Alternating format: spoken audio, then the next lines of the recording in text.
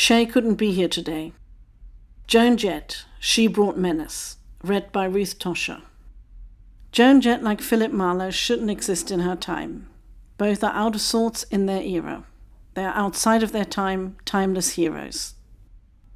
Joan Jett rocks. Halloween is not my thing. My first and last Halloween party was in 1984 at junior school. I'd watched all the classic Universal black and white horror films. Naturally, I went as Dracula. I remember getting the teeth from a special Halloween pack of sherbet, and they were a little too small. Otherwise, my costume was rocking.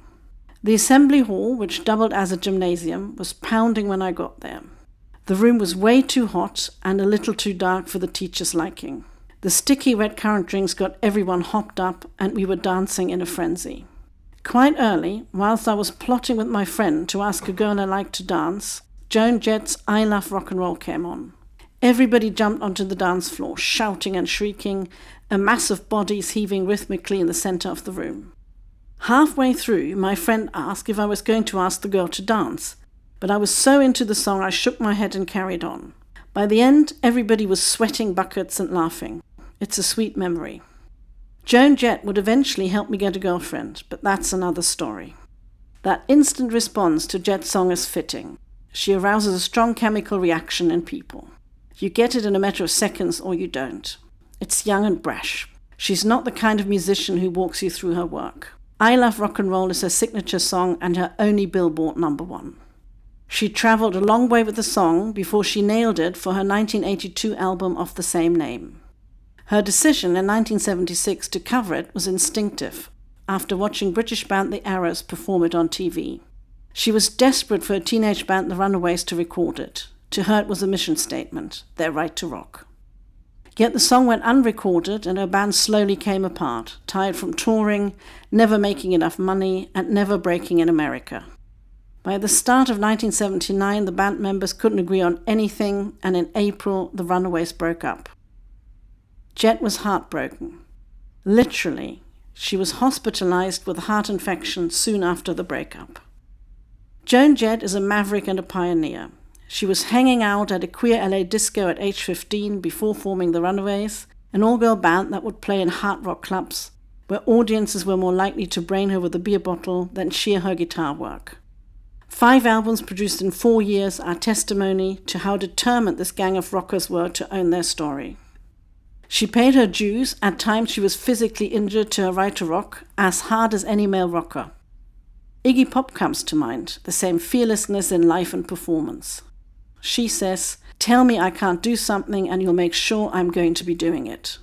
Musically, Jett fused hard rock, punk and glam a long time before Axl Rose and Izzy Stradlin thought about heading out to LA to live their rock and roll dreams. To this day, she refuses to out her queerness, believing that if it's still a mystery, we haven't really been paying attention.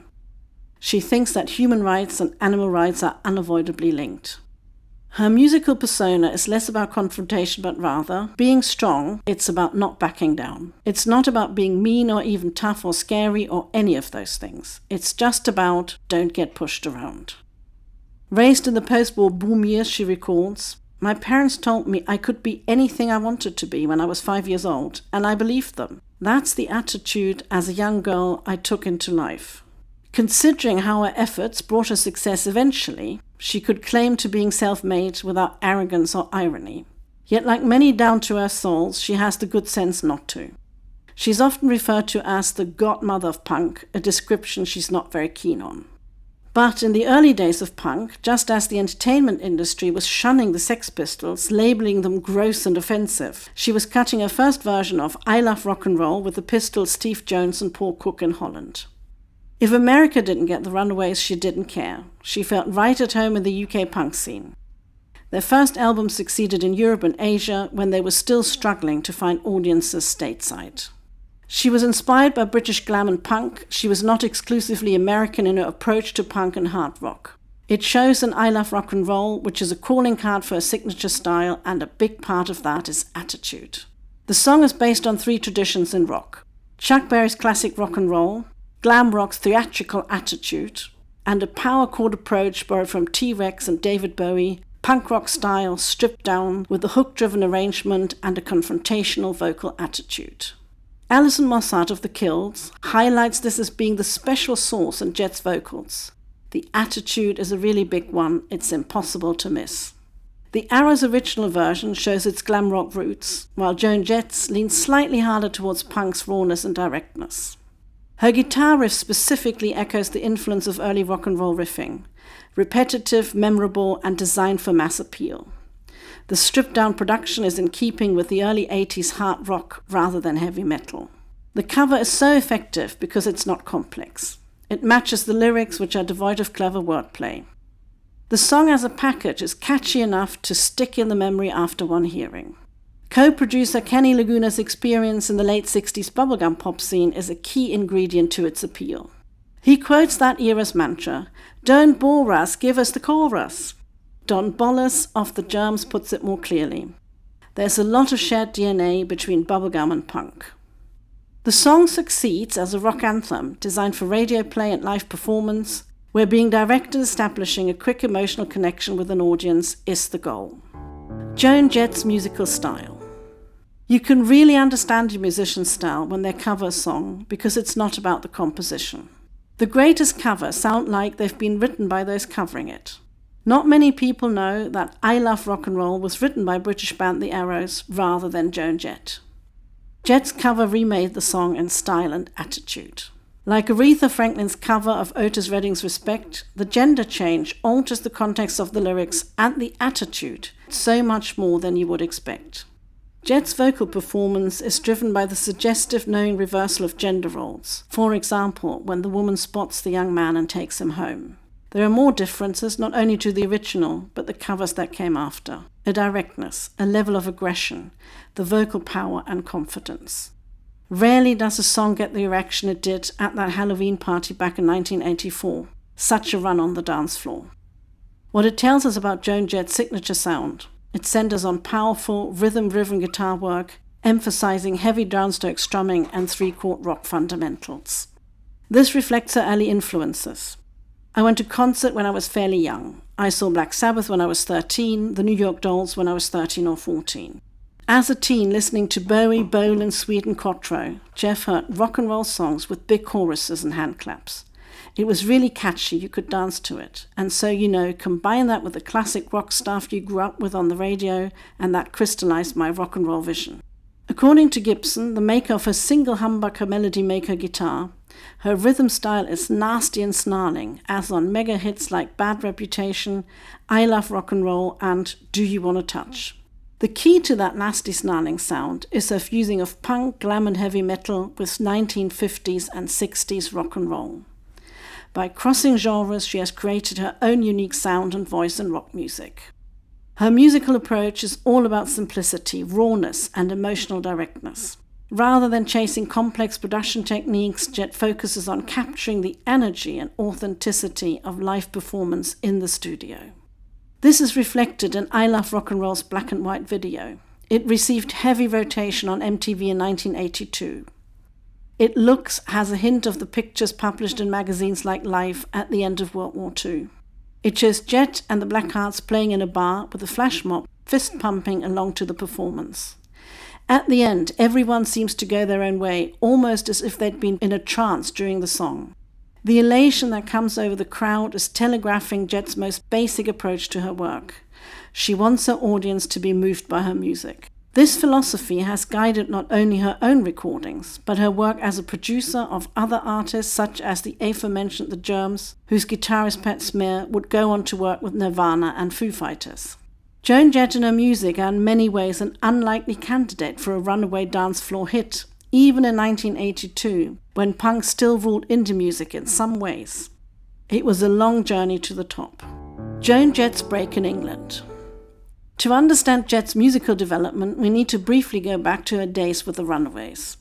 Formed by music industry warhorse Kim Fowley, out of the LA scene around Rodney Bingenheimer's English disco, the Runaways' musical home was in many ways across the Atlantic in Britain. To underscore this, Jett's first TV appearance as a lead singer was on the BBC's Alt Grey Whistle Test in 1977, performing Wasted. In America, the idea of girls or women playing rock seemed unheard of at the time. We wanted to be and do what Led Zeppelin was doing, get up on stage and be sexy and sing about sex, drugs and rock and roll just like the boys. We took a lot of shit for it from both sides, from feminists and from the other side. But ultimately for Jett, rock music is about the connection. When the Runaways toured Europe in 1975-76 with the likes of the Ramones, Van Halen and Tom Petty and the Heartbreakers, Jett got the chance to meet members of the punk scene and bands of the 60s generation, including Pete Townsend and The Who's touring manager Bill Curbishley. In 1979, she recorded her first self-titled album at The Who's recording facility, Rampart Studios in Battersea, London. When a major label finally did a deal to distribute it, it changed the title to Bad Reputation. In terms of getting the vibe of the artist, they got it right. But the bigger story here is Jett's ability to be taken seriously by established stars, which was critical in launching herself as a solo artist.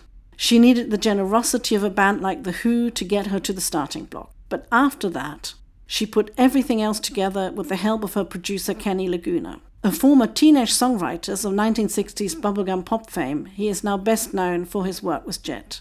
She brought menace and I brought a lot of pop sensibility, Laguna said of her album debut. Bikini's Kill Kathleen Hanna's take on Joan and Kenny's unlikely musical partnership is, you mix that together and you've got a Molotov cocktail that's gonna totally do some damage. Kenny sent the tapes of Joan Jett the album to all the major and minor independent record labels in America, all 23 of them. They got back 23 rejection letters. According to Jett, most of them said, there are no songs here. Maybe if she loses the guitar. These people had 5 songs, 4 of which became top 20 hits. That can't be a song search. That's you don't have ears. Laguna adds, we asked for no money. Just put out the record. I know it had something to do with my image, the Runaways, the girl. I think Kenny thought it was going to be a lot easier than it ultimately turned out to be, Jett concludes. Interviewed in 1980 about her career ambitions, Jett said, if you really want to be a musician now, that's where you've got to really do some soul searching and decide. Do I want to be a musician or do I want to be a flash in the pan and write limos for a week? And you've got to decide what you want to do with your life. There's that uncompromising attitude again. She was single-minded in her determination to crack the American music market. On her focus on her career and achieving success, she says, doing the music thing, that was really the first and foremost in my mind.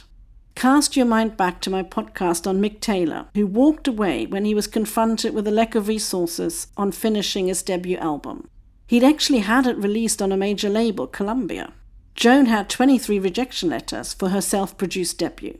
Despite getting a minor record deal in Europe, and despite the album becoming the #1 import in the US, they couldn't make any headway stateside. She and Kenny chose to support the album rather than see it sink due to a lack of industry support. In the course of recording it, Jett had formed the Blackhearts. They relocated to New York to be in a hub of clubs that offered indie acts a flat rate fee of about $500 per performance. Clubs like the Rat in Boston, the Malibu, My Father's Place, the Left Bank in Westchester, Privates and the Ritz in New York formed a circuit for new and emerging bands. This gave Joan an opportunity to play and survive. Meanwhile, using his newborn daughter's college fund, Laguna printed LPs on their own label to sell out of the trunk of his huge 1976 white sedan DeVille Cadillac. This was a novel approach, untried at the time, in the music business at least. This is how Nike founder Phil Knight started, selling Japanese import running shoes trackside in the 1960s. It was the start of Blackheart Records. Ian MacKay Fugazi and co-founder of indie record label Discord Records put it like this. They're not getting any traction and they're like, go fuck it, we'll put out our own records. I don't know if that came out of a punk aesthetic. Maybe it did, or maybe it was just that they were punks before they knew it. Here is what characterizes musical underdogs. When there's nothing to suit them in the record industry, they just go out and figure out a way of doing it for themselves. They often don't know what they're doing, but they go and try it. We saw this with the producer who got Howlin' Wolf to record with Eric Clapton in London. The creativity doesn't end with the making of the music, but with getting that music across and making something happen out of nothing. This DIY type of innovation is a common feature of independent music, which is why its audiences buy so heavily into the bands and the community these artists create. The impact of Jett's and Laguna's enterprising moves can be felt to this day. Billie Joe Armstrong of Green Day says, "The way that Joan and Kenny have done things inspired people to make their own labels because people figured out that they don't need a bunch of guys in suits and cigars and cash to start a label." Back in the early 80s, on the back of endless touring, Joan Jett and the Blackhearts started filling out venues up and down the east coast of America. Laguna's strategy, fully embraced by Jett in slogging it out, finally paid off when she became a big fish in a small pond.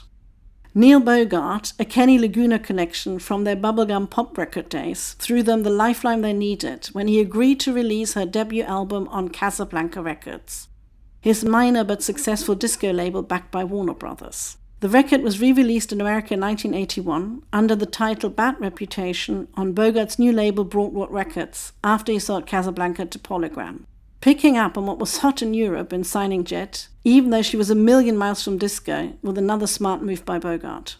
To get some idea of how different Jett's musical personality was, and still is, at the time, Casablanca's star artist was the reigning queen of disco, Donna Summer.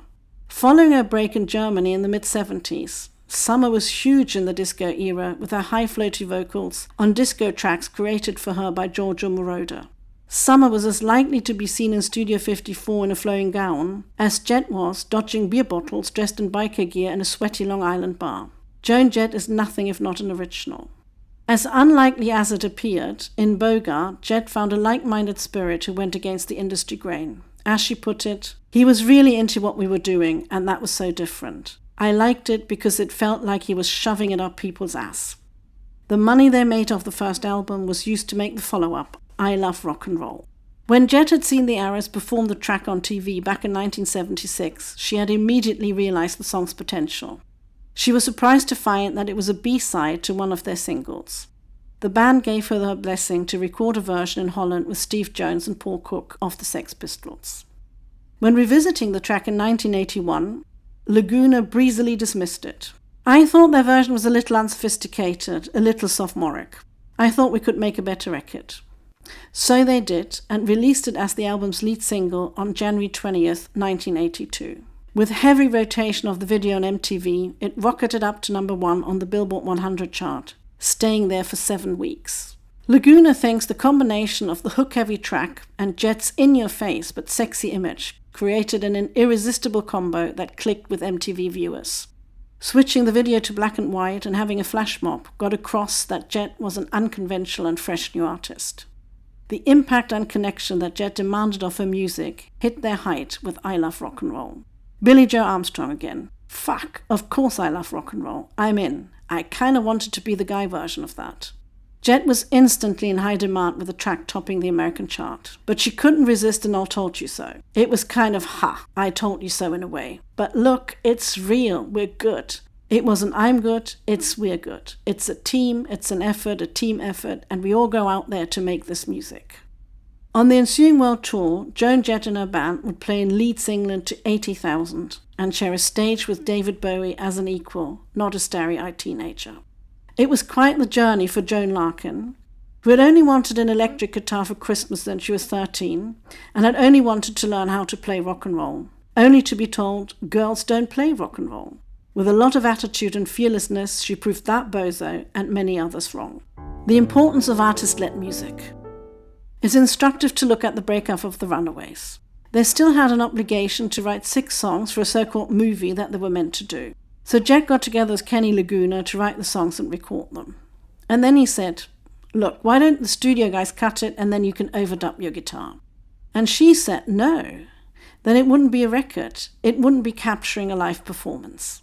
So there's this sense that Jett thinks of herself as an artist who creates music through performance, not a producer of content. This is quite important for our age, when music platforms are fully gearing up to make musicians, actors, and other artists think of themselves as putting raw material like meat into a sausage machine, a platform algorithm. Through the platform, and only through the platform, the material that the artists are originating, be it through composing or performing, is turned into something that is commercialized, that is worth selling. It's taking power away from the creative process, which is something I touched on before in my Howling Wolf podcast. A&R survived the streaming era, but it moved downstream. Discovery used to start with the scouts inting. Now it starts with platform data, and the label often shows up only after an artist has already proven demand. Discovery now runs through platforms like Spotify, TikTok, and YouTube, instead of a label's front office. Spotify alone hit 761 million monthly active users in early 2026. And TikTok and Luminate reported that 84% of the songs entering the Billboard Global 200 in 2024 had gone viral on TikTok first. So it's really instructive that back in 79-80, Joan Jett is kind of saying, hang on a minute, I'm not just going to do the least I can do to meet my legal obligation here, because I don't want to be sued. Instead, she's thinking of it as, hey, if this is going out with my name on it, it needs to have a certain level of quality and a certain level of integrity. I need to have really done it myself. That's ultimately what differentiates art from content. Really, it is that sense of artistic integrity. That an artist is doing something particular, something that few other people can do in the way that they do it, and the way it connects with an audience. Consider how we reacted to a record in that school gym. I'm sure she'd have been delighted to see it. This is so important when we look at somebody like Joan Jett and independent music, which has brought us so many meaningful and great artists. The current model of music streaming and sharing doesn't help, but rather hinders the creation of independent music and art. It flattens it out into a process that is controlled by a few people who get to call all the shots, claiming they understand what we, the audience, want based on the data that they're gaining by how we use their products. So they take our voice and say they know what we want on an aggregated basis. But actually people don't want that. They want something else. Now, up to 10 years ago, some guy, or occasionally woman, in a record company, an A&R, artist and repertoire rep, would say, I've seen a band at a club and I think they could be successful if we did this, that and the other and put them out there.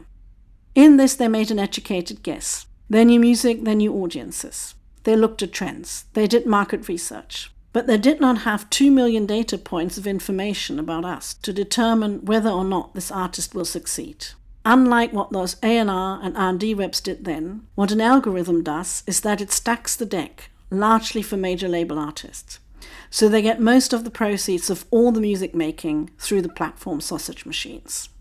An algorithm that does not go to any gig, in any club, does not pick up the vibe from that audience at that performance. Or hears what people are talking about in record shops. Or sees a bunch of preteens storm the dance floor to I Love Rock and Roll. Ask yourself, do you want a hedge fund manager or private equity executive deciding what art your grandchildren see in museums, what books and libraries?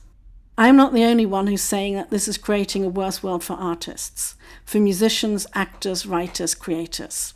But it cannot be said often and loudly enough, because with the rollout of AI as the platforms envision it, it will remove human activity from the creation of what we have considered art. I recently saw an article asking, if an award-winning essay was partly written with AI, does it matter? My reaction is, I'm aghast. I ask, do machines dream? Do they feel fear or love and other emotions that we as living, sentient beings need to share with each other? I'll pick this up before the end. Let's go back to the process.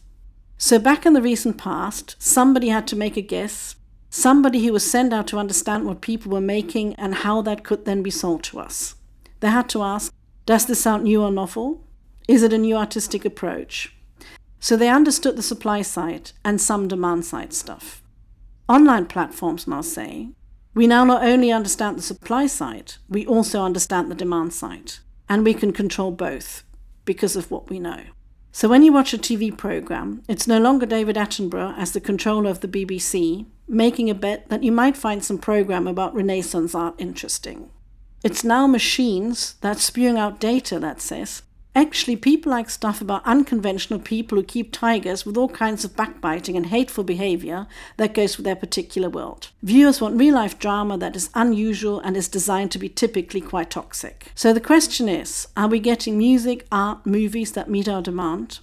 Works of art from the heart of the artists? Or are we being told what we want and being given it with no other options? I like going to the circus.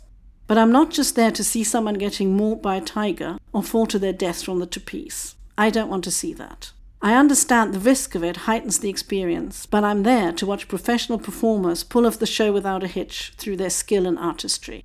I get the feeling that most stuff algorithms spit out is the grisly spectacle and nothing else. People like watching other people have mental breakdowns on television. That is what makes for drama. The algorithm spews out things like this because this is what gains attention. Lots of people slow down at the scene of a car crash. That's how I was introduced to death. But is that really what we want, always and only? And is the music that we're getting being made by people who are focused on authenticity and integrity, like Joan Jett, so their music has emotional connectivity with other human beings? I've said before, in a video on my channel, that Flea, the bassist for the Red Hot Chili Peppers, left his first band Anthem to join the band Fear because he wanted audiences to feel the music as much as they're hearing it. He wanted the band's impact to be the audience moving their bodies, their eyes widening, excitement gripping them all over. He ultimately found in the Chili Peppers the musical dynamic he was looking for, one that connected emotionally with people. We're no longer getting that. What we're getting is a homogenized product that we're being told is what people want. So an artist like Joan Jett is fundamentally important to differentiate between music that's manufactured to order as opposed to music that's being made out of a personal creative impulse, to make us feel great to be alive. That creates an emotional connection. If we're having a bad day or if we're having a great day, it either lifts us or binds us more closely to the things that we hold dear. That's ultimately the importance of independent music and independent musicians. I'm not saying that major label artists don't do that, but that's always been the gig, the difference between independent and major label artists. The best independent artists have to literally earn every single penny that they make by the sweat they put in it, by the dedication, by the devotion, by the sheer brilliance of the work that they do. Major label artists have a lot of scaffolding around them. They don't always have to hit it out of the park, right? They've got people who can write for them.